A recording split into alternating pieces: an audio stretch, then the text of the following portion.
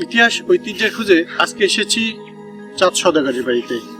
বেহুলা লক্ষিন্দরের গল্প আমরা সবাই জানি, কিন্তু এই বেহুলা লক্ষিন্দরের যে পিতা চাঁদ সওদাগর, সেই চাঁদ সওদাগরের ইতিহাস আজকে জানাবো। বেহুলা লক্ষিন্দরের কাহিনী আমাদের অনেকেরই জানা। সেই কাহিনীর গুরুত্বপূর্ণ চরিত্র হলো চাঁদসাগর এবং তার আবাসস্থল চম্পকনগর। আজও জীবন্ত ইতিহাস হয়ে দাঁড়িয়ে আছে তার বাড়ির চিহ্ন।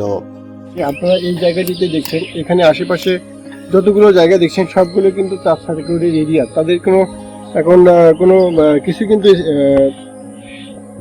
চিহ্ন নেই, তবে এখানে যেখানেই পা দেবেন সেখানে কিন্তু এরকম ইটের বিভিন্ন টুকরো আমরা দেখতে পাচ্ছি।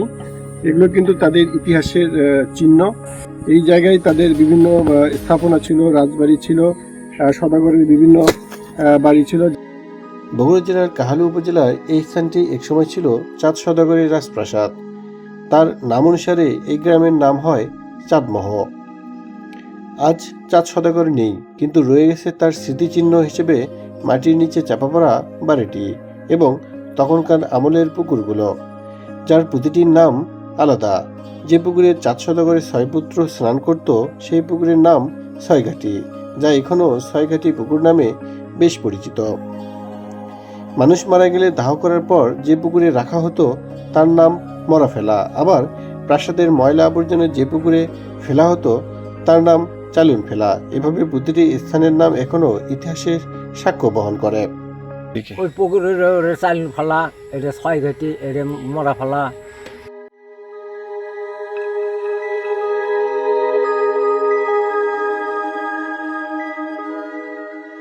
এই স্থানটিকে একটি প্রতীকী নম্বর দ্বারা চিহ্নিত করা আছে এবং জায়গাগুলো প্রত্নতত্ত্ব অধিদপ্তরের নজরদারিতে রাখা হয়েছে। থেকে শুনছি যে এটা চাঁদ সওদাগরের বাড়ি, এটি সেই উপলক্ষে মনে করা যে লোকজন আরও এটি যাতায়াত করে। এটা একটা উঁচু একটা টিলা, এখানে এখনো কোনো খননও হয়নি, কিছু হয়নি। গ্রামবাসীর কাছে এই জায়গা আজও পরিচিত চাঁদ সওদাগরের ভিটা নামে। ইতিহাস হারিয়েছে অনেক কিছু, কিন্তু হারায়নি মানুষের বিশ্বাস আর গল্পের ভক্তি। ও চাঁদ সওদাগরের বাড়ি, আর বেউলার বাড়ি হচ্ছে মেলক, আর এটা চাঁদ ওই সবের বাড়ি লক্ষিন্দরের বাড়ি এই জায়গায়। হ্যাঁ, চাঁদ সওদাগর আর বাপের বাড়ি। হ্যাঁ হ্যাঁ, তো ওগুলো কথা না, আর এখন হতো আর বাপিলা বেল হয় শুনছেন? হ্যাঁ, খালি গপ্প শুনি।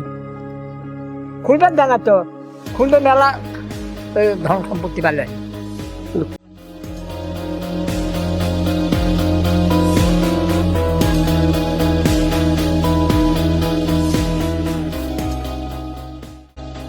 এই স্থানটি এখনো মানুষের কাছে বেহুলা লক্ষিন্দরের গল্পের প্রতিচ্ছবি। বেহুলা লক্ষিন্দরের কাহিনী মহাকাব্যে সীমাবদ্ধ নয়, এটি এক অমর প্রেম কাহিনী।